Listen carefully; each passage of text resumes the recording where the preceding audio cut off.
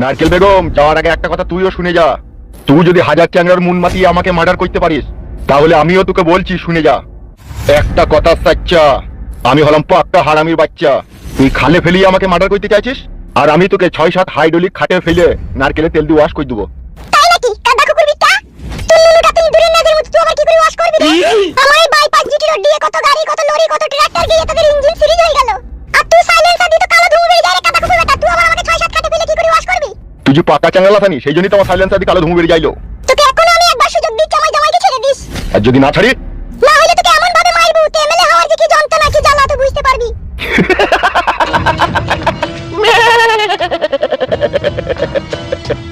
MLA হওয়া অতই সহজ নাকি নারকেল বেগম? আমার এই নিজের হাতে আমি কত লোককে যে মার্ডার করেছি আমি নিজেও জানি না। শুধু তোর জন্য, তোর ভাতাকে মাত্র একটা গুলি করেছি।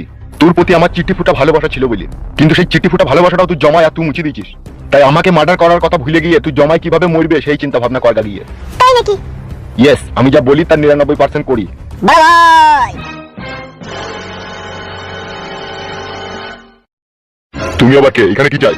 ও জমাই ভাতাই জমাইকে নিতে এসে। বিকাশ দত্ত, মুখ সামলিয়ে কথা বলবি। উল্লু বাবা লো, প্র্যাকটিসে ভালো লাগলো বুঝি। শাশুড়ি মা, তুমি এখানে কিসের লেগে গেলা? তোমাকে ছাড়াই গেলাম। নারকেল বেগম, তুই এখান থেকে যাবি না আমার হাতে চুলের মুঠি ধরে মার খাবি? আপনি বলেন তো আমি ঘাগত দিদি। কে রে মাংমুকু মাঙে ছোড়া তুই? বেশি কথা বললে মুখে ঘুষু মেরে দেবো। নারকেল বেগম, এখানে ঝামেলা করিস না, সোজা বাড়ি চলে যা। শাশুড়ি মা, তুমি বাড়ি চলে যাও, আমার যা হয় হবে। তুমি কাদের কাছে আমার জীবন ভিক্ষা চাইতে এসেছো? এরা মানুষ, এরা এক ধরনের পশু। বাঘের মুখ থেকে হরিণকে ছাড়ানো কঠিন ব্যাপার। এখন ওরা মানুষ নয়, এখন ওরা হিংস্র বাঘ। তাই আমার জীবন ভিক্ষা চাই কোনো লাভ হবে না মা, তুমি বাড়ি চলে যাও। উপরওয়ালা যদি আমাকে বাঁচিয়ে রাখে, পৃথিবীর কোনো এমএলএ ক্ষমতা নাই যে আমাকে মেরে ফেলবে। শালা বৈদ্য না, খুব নাটক করে। আগে যাত্রা দলে অভিনয় করতে নাকি বে? অভিনয়? অভিনয় তো তোরা করেছিস বে। এমএলএ সাহেবের কাজটা কি বে? সাধারণ মানুষের কোণে খালি কাটি দিয়া নাকি? হ্যাঁ মাই ও শালাকে কুনিয়ে। বাঘের ফুটকি দাঁড়াও না, ও কি বলছো ওকে বলতে দাও। বলবে বল, তুই কথাটাই শুনি, বল কি বলছিস। সাধারণ গরিব অসহায় মানুষ যখন তোদেরকে ভোট দিয়ে জিতিয়ে এমএলএ বানায়, তখন তাদের মনের মধ্যে একটা অসম্ভব আশা আর ভালোবাসা থাকে। কিন্তু সেই ভালোবাসাটাকে তোরা গরিব অসহায় মানুষের মনের মধ্যে থেকে শেষ কাগজে ঘষে মুছে দিস। তারা ভালোবাসে তোদেরকে, কিন্তু তোরা ভালোবাসিস না। আগেকার দিনগুলো তুই একবার চিন্তা ভাবনা করে দেখ। তুই বাস স্ট্যান্ডে বসে আগে সিলাই রুটি আর কলা বিক্রি করতিল, তখন তোর কাছে মানুষের জন্য ভালোবাসা ছিল। আর আজকে তোকে মানুষ ভালোবেসে আজকে এমএলএ করে দিল, আর সেই মানুষের বুকে আজকে তুই ছুরি মেরে কলজিটাকে বাই করলি, মদে চাট করে খেছিস। একবারও ভেবে দেখেছিস বিকাশ দত্ত তুই কোন পর্যায়ে গিয়ে পৌঁছেছিস? জ্ঞান দিচ্ছিস তুই আমাকে? জ্ঞান কেন দিবে আমার জামাই তোমাকে? তোমাকে তো ভালো কথাই বলছি। এ তুই চুপলো মাংমারানি মাগি। যখন আমার মেয়েকে রেপ করে মার্ডার করলো তখন কথা ছিল মাংমারানি? তুই জমাই শুয়ে বাচ্চা আমার সৌন্দর্য রূপসী বউকে ঘর থেকে চলে গেল, এক মাস কুস্তি পাতা করে এলো, তখন কথা ছিল? আমি তোমার বউকে নিয়ে গেছি? তোমার বই আমাকে ভুলিয়ে ফাঁসিয়ে ঘর থেকে বাই করলি গেল, বলে তোমাকে আমার ভালো লাগে, তোমাকে ভালোবাসি, তোমাকে বিয়ে করে তোমার সাথে থাকবো। তা আমি তোমার বউকে বলেছিলাম, বাবারে এমএলএ কাকা বিশাল রাগী লোক, তুমি আমার সাথে গেলেও আমাকে মার্ডার করে দেবে। কিন্তু ও তো শুনলো না, ও বলে তুমি যদি আমাকে না নিয়ে যাও তাহলে আমি আত্মহত্যা করবো, সুসাইড করবো। আমি দেখলাম একটা মানুষ মরে যাবে, তেমন ওকে নিয়ে যাই, কদিনকার লিখে দেখি যদি বেঁচে থাকে, সেই জন্য লিখে এলাম। কি বলছিল এ ঢেমন মাগি? কে ডেমন এখন বোঝা মুশকিল, বুঝতে পেরেছো তো? এখন তোমার বউ ডেমন না আমার জামাই ডেমন, খুঁচিয়ে দেখতে হবে সেটা। খুঁচিয়ে দেখবো? তুই জমাকে পিস পিস করে কাটবো, তুই তোর বাড়ি পাঠাবো, তুই এখান থেকে যা। এই ধরিবাজ মহিলা, মহিলা মানুষের গায়ে আমি আবার হাত দিই না। আবার যখন হাত দিই আমার হাত আবার থামে না। ওই জন্য বলছি, সোনা বোন আমার বাড়ি যাও। মাই নেম ইজ বাঘের পুটকি। তোমার জামাইকে 3 দিন পুঙ্গায় বাঁশ ভরে আমি চাগিয়ে রেখে দিয়েছিলাম। ওই শাস্তিটা যদি আবার তুমি পেতে না চাও, সোজা বাড়ি চলে যাও। শাশুড়ি মা, তুমি বাড়ি যাও, আমি তোমাকে বলছি তুমি বাড়ি যাও। বেশ ঠিক আছে, আমি বাড়ি যাচ্ছি, তবে তোমার যদি কিছু হয় আমি কাউকে ছাড়বো না। আমি আমার এই জগদিন তো ভালো জামাইকে দাঁড়িয়ে থাকতে দেখে গেলাম, যদি আর চুল পরিমাণের ক্ষতি হয় বিকাশ দত্ত, তাহলে তুই বুঝতে পারবি কাউকে আমি ছেড়ে ছাড়বো না। আমি আমার এই জামাইয়ের লেগে জীবন দিতেও পারি, জীবন নিতেও পারি। তোকে আমি বলে দিয়ে গেলাম বিকাশ দত্ত। বিকাশ দত্ত বাবু, ও মহিলাটা এত লম্বা চওড়া কথা বলি গেল, ও কি আগে থেকে আপনাকে চিনে নাকি? না না, ও কিসের লেগে আমাকে চিনবে সেটা তো আমিও ভাবছি। অত আর তোমাকে ভাবতে হবে না। এখন আমার বউ ছেলেকে কি করে বাঁচাবো সেটা ভাবো। সেটা তো ভাবা হয়ে গেছে, হাফ গান্ড এলেই তো কাজ হয়ে যাবে। শুয়ে বাচ্চা হাফ গান্ড আসতেই বা তো দেরি করছি কেন? ও আসবে, হয়তো কোনো কাজে ফেঁসে গেছে। देख बेटा हाफ गांडू, मैं तेरा पिताजी हूँ। तू जब इतना छोटा था तब से मैं तुझे पाल पोस कर बड़ा किया, और तू बेटा कुछ रुपया की लालच में पड़कर इंसान की जान लेना चाहता है। छी बेटा छी। मैं मानता हूँ मैं एक दिन गरीब था, मेरे पास पैसा नहीं था, लेकिन बेटा एक रात तो ऐसा नहीं गया जिस रात में तुझे रोटी नहीं खिलाया मैंने।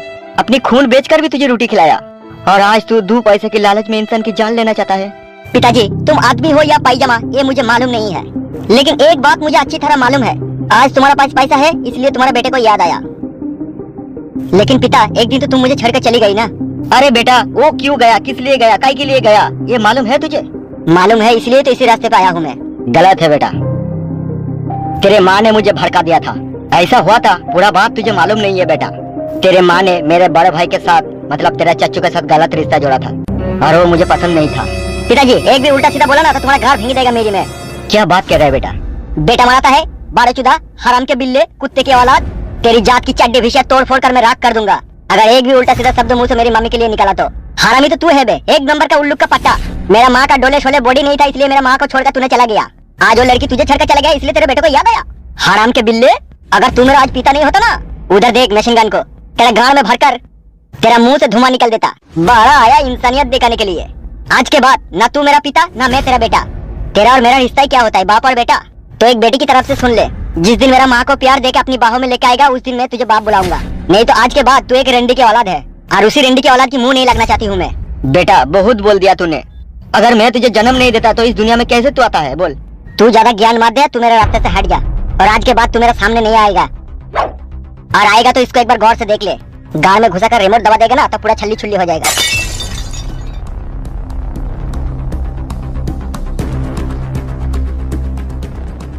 जा बेटा जा, आज तूने मेरा बात नहीं सुना, लेकिन एक दिन इस बूढ़े पिता की तुझे जरूर याद आएगा।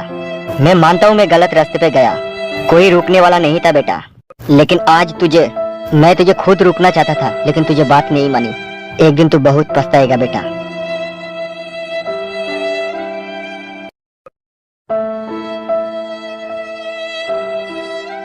নারকেল বেগম বৌদি, কি ব্যাপার? কি মন মেজাজ খারাপ? কোথায় গিয়েছিলে? কোথায়? তোমার ভাইপুকে ছাড়ানোর জন্য এমএলএ বিকাশ দত্ত সাহেবের কাছে গিয়েছিলাম। বিকাশ দত্ত সাহেব কি বললো? বিকাশ দত্ত সাহেব কি সেই মানুষ যে মানুষের কথা শুনবে? কত বুঝালাম, কত পায়ে হাতে ধরে বললাম, কিন্তু শুনবে কেন? আমাকে উল্টো পাল্টা ভাষায় গালাগালি দিচ্ছে। আবার বলছে তোমার ভাইপুর লাগি, মানে আমার জামাইয়ের লাগি, বলছে তাকে পিস পিস করে কেটে তোর বাড়ি পাঠিয়ে দেবো। ওকে যে আগে একবার ধরেছিল দিচ্ছে দিলি, আবার ধরেছে? হ্যাঁ, ওকে বাড়ি থেকেই তুলে নিয়ে গেছে আমাদের চোখের সামনে থেকে। বড় ভাই তো তাহলে খুবই কষ্টের মধ্যে পড়ে আছে বৌদি। কষ্ট তো পাবেই ভাই, নিজের ছেলে বলে কথা কষ্ট পাবে না বলো? শালা এমএলএ বিকাশ দত্ত সাহেব একটা জারদ সন্তান। কি আর করবো বলো ভাই, সবই পুরা ভাগ্য। বেশ ঠিক আছে বৌদি, তুমি বাড়ি যাও, পরে এক সময় বাড়িতে গিয়ে কথা বলবো। বেশ ঠিক আছে, তাহলে আসছি ভাই। হ্যাঁ হ্যাঁ এসো।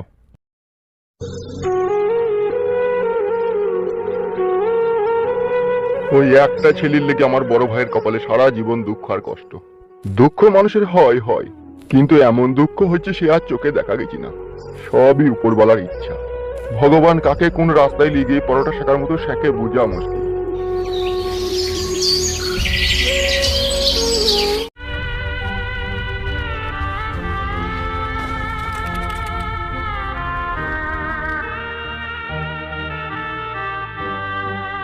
মামা, হুম, ওই দেখো মা আইছে।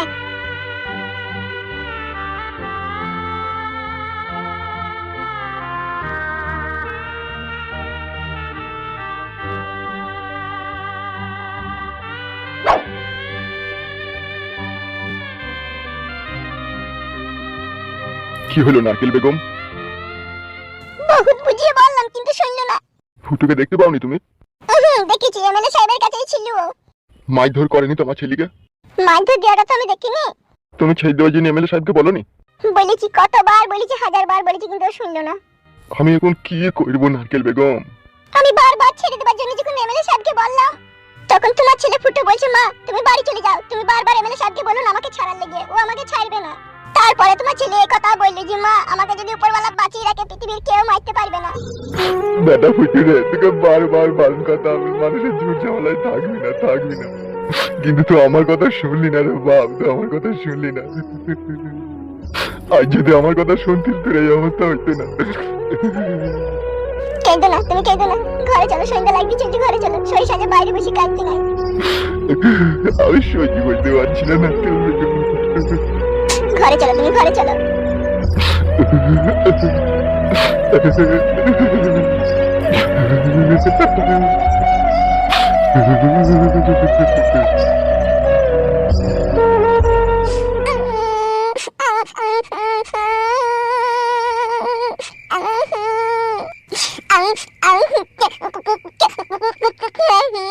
বে তো কাঁদছি কেন? বে তোকে মেলাম নাকি?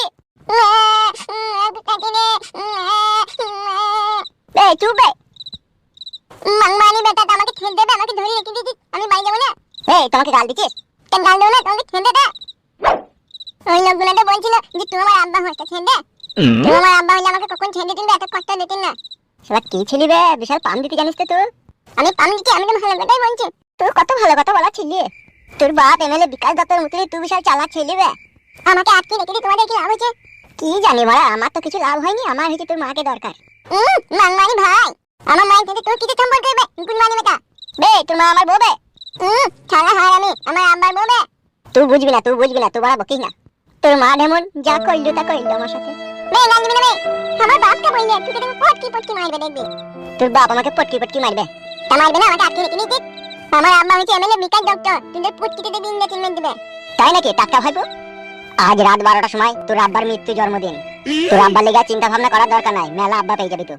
ফালতু বলো, কিছু খাবি লেগে? কি আর খাবো, একটা ঠান্ডা লস্যি আনবা। বেশ ঠিক আছে, এই ছোড়াকে ভালো করে চোখে চোখে রাখবি। বেশ ঠিক আছে।